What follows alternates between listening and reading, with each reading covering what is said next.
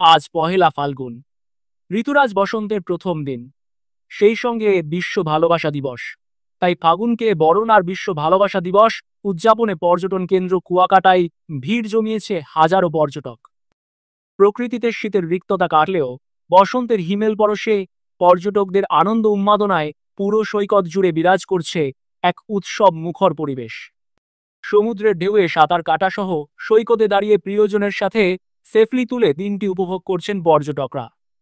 পর্যটকদের নিরাপদ ভ্রমণে টুরিস্ট পুলিশ, থানা পুলিশ ও নৌ পুলিশের পক্ষ থেকে জোরদার করা হয়েছে নিরাপত্তা ব্যবস্থা। আজকে 14ই ফেব্রুয়ারি বিশ্ব ভালোবাসা দিবস এবং বসন্ত বরণ উৎসব এবং শুক্রবার আমাদের কুয়াকাটা অনেক লোকের সমাগম। আমাদের পুলিশের পক্ষ থেকে আমাদের থানা পুলিশ, নৌ পুলিশ, টুরিস্ট পুলিশ এদের মাধ্যমে বিভিন্ন জায়গায় চেকপোস্ট এবং ডিউটি বাড়ানো হয়েছে। যে কোনো ধরনের অপ্রীতি ঘটনাগুলি টুরিস্ট পুলিশ সার্বক্ষণিক তৎপর রয়েছে এবং সার্বক্ষণিক আমরা সহযোগিতা করতেছি।